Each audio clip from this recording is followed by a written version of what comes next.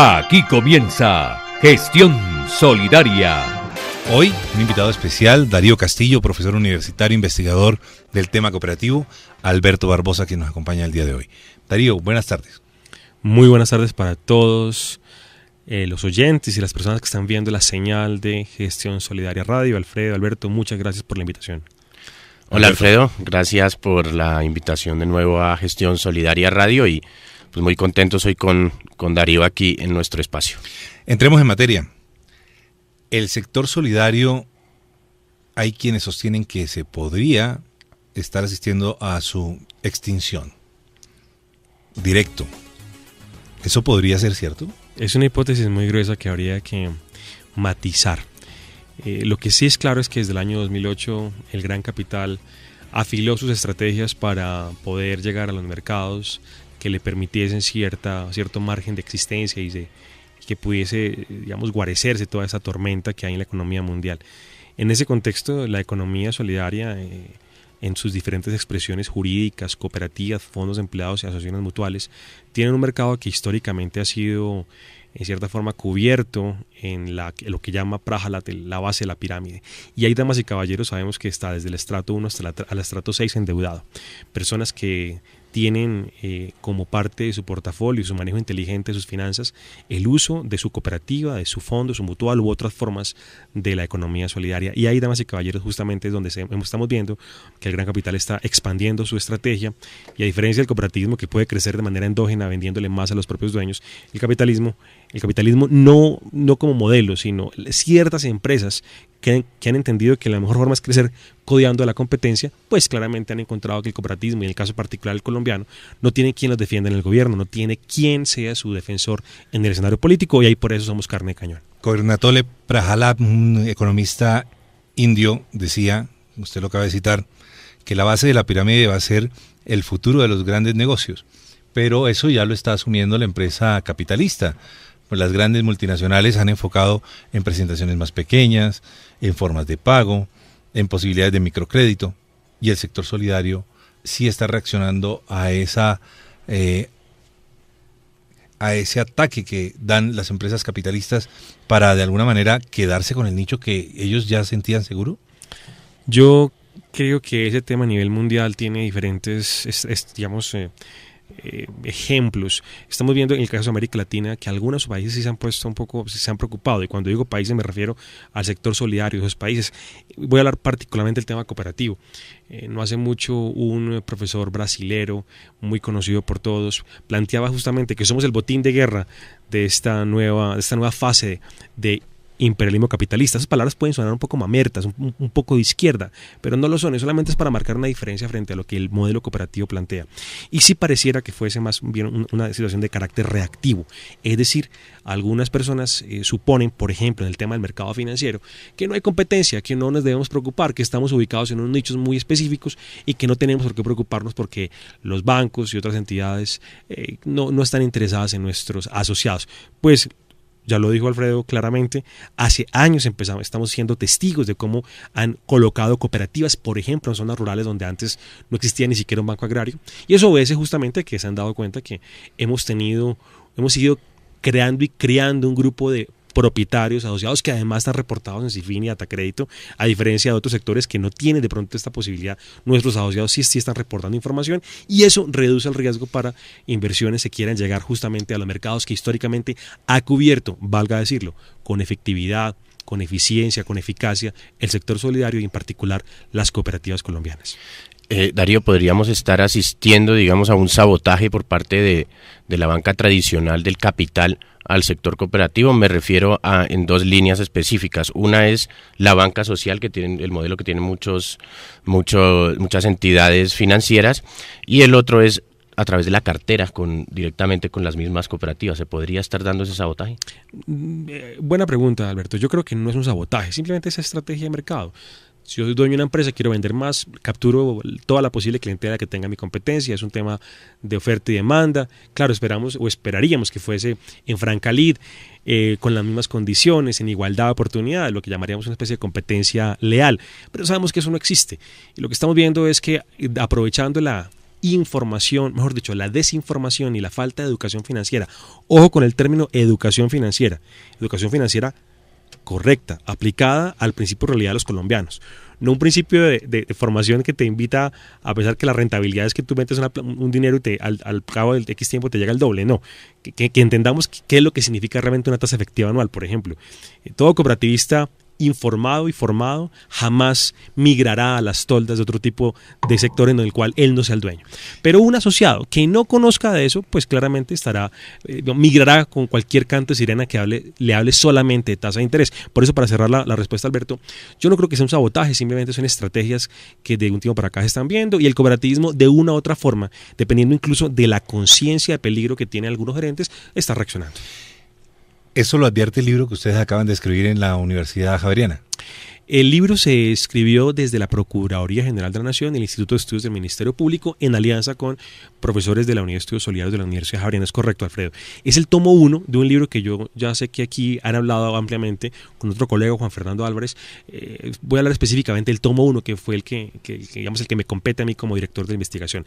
Exactamente es eso, Alfredo. La gran conclusión acá es que para pensar en un cooperativismo en un contexto de la internacionalización, de retos y perspectivas, se puede resumir así. Para volar en la internacionalización hay que bucear, hay que sumergirse en las aguas profundas de la integración-intercooperación cooperativa. En la medida en que apliquemos los principios de intercooperación desde el concepto de los prosumidores de Alvin Toffler hasta las redes de Euclides André Mansi, en la medida en que el cooperativismo entienda que cada dinero que entra no debe jamás salir de ese ciclo, para hacer un poco de referencia a lo que nos recomienda pensar el profesor el profesor que escribió el libro Padre Rico, Padre Pobre, se me acaba, iba a decir Fukuyama, Kiyosaki. En la propuesta de Kiyosaki, el rico piensa, ¿cómo me entra $1 y cómo no lo dejo salir? El pobre y la clase media le entra $1 y lo deja salir. Aquí estamos pensando como pobres, como clase media. Nos llega el dinero, lo creamos riquezas del cooperativismo y la gastamos por fuera del modelo. Pero venga, el truco es no dejar que cada dinero que entre en la red cooperativa jamás salga. Eso suena muy bonito, pero esos pequeños feudos, esas gerencias que han logrado manejar un capital relativamente mediano, pequeño, frente a otros capitales, y que no quieren soltar ese control, ¿cómo van a aceptar la integración? ¿Ustedes lo identifican en la investigación? Sí, y es un tema de sobrevivencia.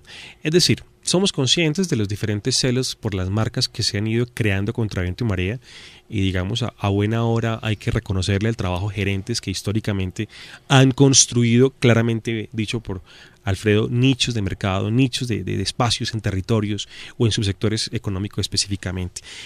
Esos celos que también responden un poco a los celos de miles y miles de asociados que históricamente han hecho que ese patrimonio y ese capital tanto económico como social crezca, pues a veces se ven un poco limitados a la hora de ver el riesgo que corren al no integrarse.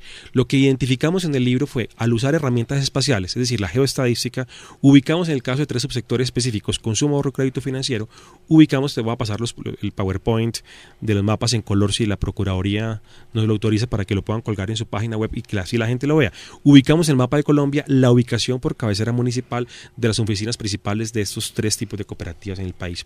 ¿Qué encontramos? Encontramos que en la gran mayoría, por no decir el 100%, del territorio colombiano donde están ubicadas esas cooperativas, tenemos una desconexión absoluta entre el que produce, el que puede financiar la producción y el que puede distribuir la producción.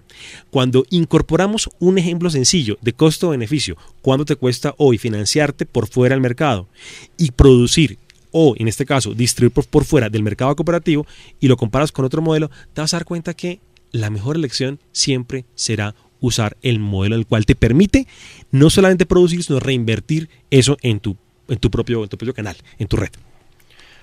Ahora, teniendo en cuenta que ahora en octubre es el encuentro de la Asia Américas en Brasil, precisamente uno de los objetivos, el objetivo principal, es el de unir y articular las empresas cooperativas en un solo modelo y fortalecerse, pero en realidad, digamos, en el caso como el colombiano, eso no se está viendo. Sí, yo creo que como todo en Colombia, no todo, afortunadamente, en algunas cosas somos innovadores, pero aquí tendemos a imitar lo que hacen otros países. ¿Qué países imita Colombia? ¿A qué países les gusta imitar Colombia? Generalmente todavía imitamos lo que se hace en el norte, particularmente, como decía algún pensador hace muchos años, la clase media quiere ser norteamericana, estadounidense, la clase alta francesa y la clase baja quiere ser mexicana. Bueno, pues en este caso tenemos 3 ejemplos de integración en Estados Unidos, en Europa y en México. Particularmente en el caso de Estados Unidos está planteando un modelo de integración y de oficinas compartidas que hace muchos años desarrolló WOCU, el Consejo Mundial de las Cooperativas de Ahorro y Crédito. En Estados Unidos se conocen como las Credit Unions, en el cual un asociado a determinada Credit Union puede usar los servicios de otra Credit Union, no importa si no está inscrito o asociado a ella, sino que gracias al sistema de red ellos están funcionando. Eso fue lo que les permitió a ellos en el 5 de noviembre del 2011 celebrar lo que hoy se llama todavía el Bank Transfer Day, el día de transferencia bancaria. No fue un invento de WOCU, es decir, no fue una propuesta que llegó del gremio, llegó de una asociada, además de la nieta de un asociado en California que propuso eso en las redes sociales, se disparó como una actividad viral en las redes, llegó a Anonymous. Básicamente la propuesta de ella en el Facebook fue: día de la transferencia bancaria, invito a que mis amigos y a cualquier persona que quiera adherir a esta propuesta, en el medio también de una protesta que había en ese momento con Occupy Wall Street y con las marchas que había en diferentes ciudades de Estados Unidos por el incremento de 5% en el uso de las tarjetas plásticas que estaban cobrando los bancos, esta mujer, Christine Christian, creo que se pronuncia así, dijo en Facebook: vea, yo entendí por mi abuelo que es una credit union, invito a que mis amigos hagan lo mismo, voy a ir a mi banco, voy a sacar los recursos de mi banco, voy a ir a la credit union más cercana, invierto, pongo ahí mi dinero, me convierto en asociado, en miembro, y ellos dicen member, el asociado es miembro en Estados Unidos, vuelvo luego a mi banco y cierro esa cuenta bancaria. Eso sirvió para que mucha gente conociera, pero mucha gente se enteró también porque fue una epidemia en las redes. Anonymous hizo incluso anuncios en YouTube, se generaron incluso páginas para ubicar la credit union más cercana de acuerdo a su ubicación geográfica. Eso hizo posible que en una semana se movieran, según medios de comunicación, más de $8 millones, según WOCU, algo cercano a $5 millones. ¿Qué podría suceder para que un efecto similar se reprodujera en Colombia? Yo creo que tiene que darse 3 cosas particularmente. Primero, tiene que darse en Colombia el concepto de redes tecnológicas en los servicios financieros de ahorro y crédito, incluso financieras y de ahorro y crédito. Tal vez no sé si las de aporte y crédito lograrían tener la posibilidad, incluso la tecnología o la infraestructura para hacerlo. Pero mínimamente ya tenemos un banco cooperativo, ya tenemos incluso esos organismos financieros, cooperativas financieras que están creciendo rápidamente, y tenemos cooperativas de ahorro y crédito. Yo creo que si al menos en ese subsector pudiésemos tener la posibilidad de un trabajo en red donde podamos usar la tecnología de cada una para usar los servicios de la otra, yo creo que se podría dar. Esa es la primera condición, un tema, tecnológico, que ya en Colombia algunas cooperativas han incursionado en algo como lo ha hecho la red COP Central, podría ser. Mira, en Colombia tenemos COP Central, tenemos la propuesta de Comeva incluso, que sigue siendo un banco de una entidad del sector, de una entidad cooperativa. Bancomeva pertenece a Comeva Cooperativa, y tenemos otras iniciativas impulsadas un poco justamente desde WOCU. Incluso el FECOLFIN, por ejemplo. Exactamente. Entonces, si dejamos de pensar de pronto en cuál es la mejor, si no va bien, si lo tiene, tráigalo. ¿Qué tiene? Juntémoslo. Yo creo que nuestros ingenieros son lo suficientemente hábiles y tienen la sapiencia y la experticia para poder integrar todo esto. De alguna forma, sé que también son temas de recursos de dinero que de alguna forma tendrán que salir, porque no son un gasto, son una inversión. Esa es la primera condición. La segunda condición para la integración, para ese tipo de cosas, respondiendo a tu pregunta, Alfredo, es voluntad política. Es decir, que nuestros gerentes, nuestros directivos, los miembros de los consejos de administración, presidentes y demás, entiendan que esto es un tema de sobrevivencia, no por hablar de un lenguaje de profeta del desastre, como a algunos les gusta llamar, un futuro casi que apocalíptico, sino es un tema de sobrevivencia. Tenemos que competir más y mejor, tenemos que mejorar los servicios, economía, escala y red. Esa voluntad política es el segundo factor. Y el tercer factor tiene que ver con nuestro metro cuadrado, asociados. No asociados, pero que son clase media. La gente que hoy sí deja de trabajar no le dura la plata para vivir toda su vida como está viviendo hoy, para usar el término de riqueza que usa justamente Kiyosaki. Toda persona que no sea rica en Colombia, es decir, que no tenga un capital financiero para especular en el mercado financiero tradicional, haga cuentas. Si le conviene usar un banco, bien. Pero si no le conviene, si definitivamente su capacidad de endeudamiento sigue siendo limitada, pues, ¿qué está haciendo por fuera del sistema cooperativo? Entra al cooperativismo y use los servicios que le ofrece el cooperativismo colombiano en red. Es Darío Castillo, profesor universitario. Ya vamos con la segunda parte de esta entrevista. Si lo tiene, tráigalo. Y vamos con el tema de la retórica en Gestión Solidaria Radio. Invitado especial hoy, Darío Castillo, profesor universitario que nos acompaña para hablar de muchos temas que se han venido tratando a través de diferentes investigaciones que ha realizado la Universidad Javeriana en asocio con la Procuraduría, una evaluación que viene él también trabajando en su trabajo de consultoría con diferentes entidades en todo el país. La conclusión del Congreso Cooperativo, según el ministro de Trabajo, el ministro Rodrigo Pardo, es que hay mucha retórica realmente por parte del sector solidario y que todas estas teorías que aparentemente son perfectas, son muy bonitas, no llegan a ser aplicadas porque se quedan en el discurso. ¿Usted qué le responde al ministro? Bueno, primero que todo, yo invitaría al ministro a que recorra Colombia de la mano de nuestros dirigentes cooperativos, y cuando hablo de dirigentes no me refiero a solamente los gerentes de las grandes marcas, me refiero a la gente que todas las mañanas se convierte en la única respuesta para mucha gente en el país que no ha encontrado respuesta ni en lo que le ofrece el Estado ni en lo que le ofrece el mercado. Es decir, las cooperativas en Colombia están generando en dinero y en beneficios no monetizados fácilmente una gran cantidad de bienes públicos que el Estado debería proveer. Por eso la dificultad a veces para entendernos. Somos entidades de origen privado, porque los dueños finalmente es el mismo público, pero que estamos generando bienes públicos. Y ahí la invitación al señor ministro, que yo sé que sabe del tema, pero que la crítica obedece tal vez a que en ocasiones pareciera que fuese más la retórica la que ocupara el primer renglón. Pero nada, detrás de la retórica hay muchas experiencias y normalmente no son las que más se conocen, normalmente no son las grandes marcas que pueden pautar incluso en televisión. Es justamente la gente que está afuera, la gente que ha hecho, en cierta forma, que ha servido de muro de contención para muchas protestas sociales. Es factible que el paro agrario hubiese aparecido hace muchos años, pero gracias a que las cooperativas corrigen muchos de los problemas de mercado, corrigen las fallas de comunicación e información en los mercados, es que más paros no se han visto. La invitación también es, dado que hoy la política pública pasa por ese ministerio, hay que revisar lo que se está generando, los planteamientos sobre debate, política pública que hay sobre el cooperativismo hoy en Colombia y en el mundo, y revisar el último documento COMPES, porque en cierta forma el COMPES fue hecho en un contexto que hoy ha cambiado. Hoy, la firma de los tratados de libre comercio, la cierta protesta social que está despertando, todas esas dignidades campesinas, todas estas marchas que se han estado generando, están respondiendo a una inconformidad que, si nos metiéramos a analizar con mayor calma y tranquilidad la propuesta que ofrece el modelo de la economía solidaria, ojo, no estoy hablando ni siquiera de personas en particular o determinadas marcas, estoy planteando el debate desde el planteamiento que hace el modelo del cooperativismo, podríamos encontrar respuesta a los problemas. Y por último, revisar la formación de todas las personas que toman decisiones sobre el sector cooperativo y solidario. No hablo solamente del Ministerio del Trabajo, no hablo solamente de la Unidad Administrativa Especial de Organizaciones Solidarias, ni de la Supersolidaria. Estoy hablando de todas las personas que los diferentes ministerios, Departamento Nacional de Planeación, superintendencias delegadas y demás entidades toman decisiones o tienen que ver cuando toman alguna decisión sobre el sector cooperativo y solidario. Es decir, estamos al frente de una cantidad de personas en el gobierno y no las estamos culpando. Es que en las mismas universidades no se forma sobre el tema. Entonces, ¿qué dificultad hacerles entender a estas ilustres personas en sus importantes cargos donde pueden ayudar mucho al país? ¿Qué dificultad hay en explicar la diferencia entre la utilidad y el excedente? ¿Por qué hablamos de no ánimo de lucro? Porque una cooperativa, como diría un dirigente de izquierda del Congreso, ¿cuál empresa puede crecer 217 veces su tamaño en el año?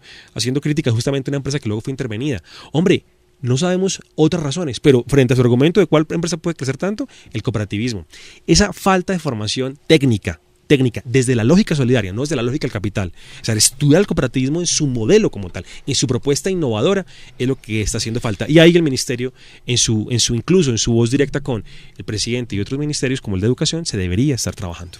Darío, quería referirme precisamente a ese escenario que se ha planteado con las protestas sociales de los últimos meses y el tema del proceso de paz. Mucha gente lo interpreta como una gran oportunidad para un protagonismo mucho mayor del cooperativismo colombiano, pero en realidad sí hay una interlocución real con el gobierno para que eso sea así, sí hay un representante que tenga esa vocería en el gobierno nacional. Yo creo que la representación que el gremio ha tenido ha ganado muchísimo justamente a través de la Confederación Nacional de Cooperativas de Colombia, Confecop. Es decir, las cosas hay que analizarlas en su contexto. Una cosa era el Confecop de finales de la crisis, justamente en los 90, o lo que dio origen justamente a ese acuerdo de integración, y lo que es hoy Confecop. Yo creo que se ha ganado mucho. Ahora, el tema de interlocución yo creo que sí requiere ahora una revisión por parte de los líderes cooperativos, porque el tema no es solamente invitemos a los amigos senadores a que cenen con nosotros sobre el cooperativismo, no. En eso vuelvo al ejemplo de algunos países donde estamos aprendiendo bastante. ¿Qué cooperativistas, perdón, la pregunta es al revés, qué senadores, qué representantes en la Cámara, qué alcaldes, qué concejales hoy hacen parte de una cooperativa? ¿Qué personas en su discurso tienen algún vínculo con la economía solidaria? ¿Qué personas tienen alguna filiación con el tema y por ahí trabajar? Ahí hay una pregunta y es, ¿el cooperativismo debería participar, hacer política o tener una mayor representación política en el Congreso o definitivamente perderle el miedo a la participación en el tema político? Junto las dos preguntas en una sola porque tiene que ver con lo mismo. Pero excelente pregunta, Alfredo, excelente pregunta, Alberto, no te lo dije. Vean, el tema es el siguiente.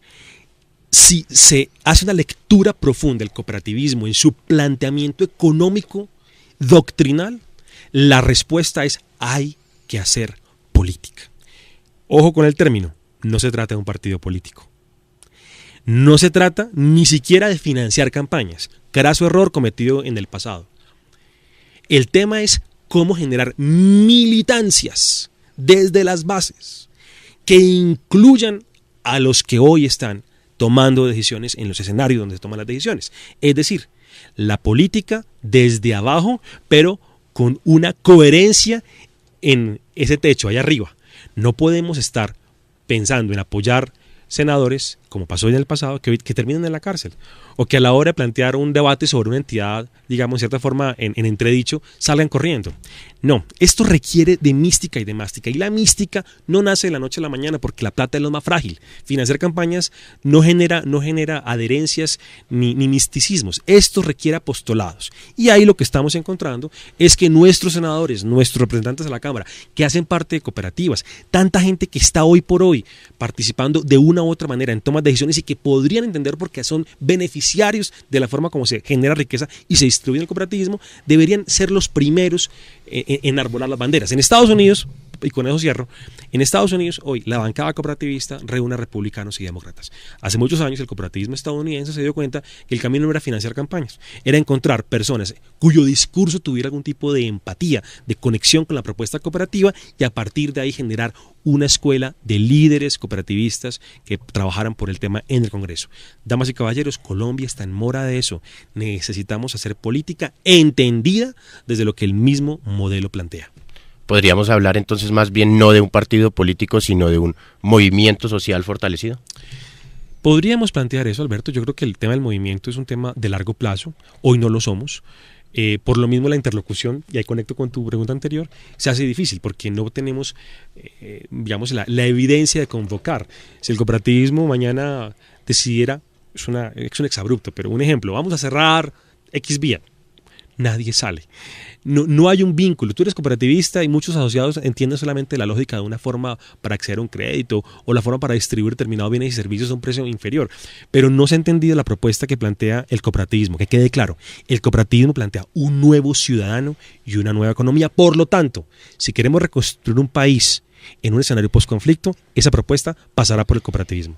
El sector cooperativo se está dejando quitar las banderas. Por ejemplo, ya hay programas de responsabilidad social empresarial dentro de la gran empresa, hay todo un trabajo social en diferentes regiones, vienen haciendo planes de integración. Algunas banderas del sector solidario están siendo tomadas por las otras empresas que sí las están capitalizando, por ejemplo, en campañas de mercadeo. Hace muchos años pasó eso, está pasando eso, Alfredo, de acuerdo, pero más que dejarse quitar las banderas, simplemente es un hecho de que nadie, es decir, y ahí me incluyo, yo soy también parte del sector, es decir, no nos hemos dado cuenta de lo que tenemos, de ahí el rol de la academia de visibilizar, de mostrar la propuesta del modelo. Qué tristeza oír hablar a mutualistas de quererse certificar con sellos de responsabilidad social dados por gremios que no son del sector solidario. Venga usted capitalista a certificarme que yo, cooperativista, hago bien las cosas socialmente. Eso no es entender el modelo. Entonces, sí, Alfredo, tu hipótesis es correcta. Aquí lo que ha faltado es justamente que los resultados de investigación se lean. El mea culpa de las universidades ha sido, bueno, ¿qué hacer para que esta comunicación llegue más rápido allá? Y los gerentes la lean. Pero también el mea culpa de las cooperativas, y muchos gerentes me lo han dicho, es, a veces no tenemos tiempo para leer todo lo que hay. Entonces algo tenemos que encontrar, porque claramente el modelo sí plantea innovación que muchas veces la descubrimos cuando la competencia la promociona. ¿Y por qué no promocionamos el modelo cooperativo? La verdad nos hará libres. Yo creo que en ese sentido la promoción se está haciendo, lo que ustedes están haciendo es un trabajo loable que yo felicito aquí a la Unilatina por prestar justamente este espacio para eso. Felicito a la gente, por ejemplo, desde los periódicos, desde otros medios de comunicación, de la radio, digamos, tradicional. Yo reconozco ese trabajo, creo que se está haciendo, pero hay un problema muy grande, Alfredo, y es el paradigma en el que nos movemos. Es decir, plantear esto implica romper el paradigma. Esto es entender que o cabemos todos o no cabe nadie. Eso es un tema de cooperación del metro cuadrado con el otro. Si yo en el metro cuadrado no creo en eso, pues va a ser muy difícil. Si yo hablo de cooperativismo y estoy solamente usando el sistema financiero tradicional, pues ¿qué estoy haciendo acá? Eso es una autocrítica permanente que se hace, y yo creo que implica que cada ciudadano en su metro cuadrado rompa y cambie el chip. Si somos capaces de romper ese modelo, es factible que la promoción sea más fácil. ¿Y qué consejo se daría desde la academia a los medios para promocionar ese modelo? Finalmente, yo sí creo que el tema, primero, la integración de todos los medios de comunicación que hablan del tema. Es muy complicado buscar financiación, me consta. Así que va a ser muy complicado que se mantengan todos los medios de comunicación. Pensar en cuál va a sobrevivir porque el uno se va a quebrar y el otro va a salir, yo creo que también sería un error plantearlo así. Yo creo que el llamado es a liderar una verdadera red de comunicadores que puedan acceder a financiación, porque esto se hace con recursos, esto no se hace gratis, este tiempo acá vale un dinero, y eso pues para eso hay plata, para buscarla y para traerla. Lo segundo, yo creo que hay resultados de investigación que se están generando, que es bueno que los medios de comunicación promocionen. Nosotros a veces los académicos usamos términos que son para el aula de clase o para los artículos científicos. Hay que traducir esto a un lenguaje que todo el mundo le quepa. Pero yo lo haría al revés. O sea, ¿qué debe hacer la cooperativa para ser consciente o para meterse en ese tema de promoción? Y última respuesta, porque además tengo que salir a dar clases. Yo sí creo que la cooperativa debe entender que no puede quedarse sentada esperando a que le lleguen los asociados. La frase de un gerente que alguna vez me dijo cuando le estábamos vendiendo justamente un proyecto, no de comunicación, pero algo que tenía que ver con promoción: yo no necesito porque a mí me llegan mis asociados fácil, yo no necesito invertir en publicidad porque yo descuento por nómina. Carazo error. Por eso nos llaman el gremio de la gerencia perezosa. Entonces hay que romper, hay que cambiar, hay que hacer un cambio en esa visión y entender que ya llegó la competencia y viene por lo nuestro. La comunicación es el camino. Si la comunicación está ligada a procesos de formación, de mercadeo y demás, difícilmente vamos a sobrevivir, y por eso la integración y la economía de escala va a ser fundamental. Ese será mi comentario de cierre, y a todos muchas gracias, muy amables. ¿Cuándo viaja? No, ya por ahora, este año ya no viajo. Iba a Portugal a hacer un doctorado, yo este año ya no viajo, quedó pospuesto para el futuro, posiblemente el próximo año. Muy bien. Darío Castillo, profesor universitario, invitado especial hoy a Gestión Solidaria Radio. Nos acompañó Alberto Barbosa, jefe de redacción. Los invitamos a que continúen con nosotros con esta programación de Unilatina. Aquí termina Gestión Solidaria.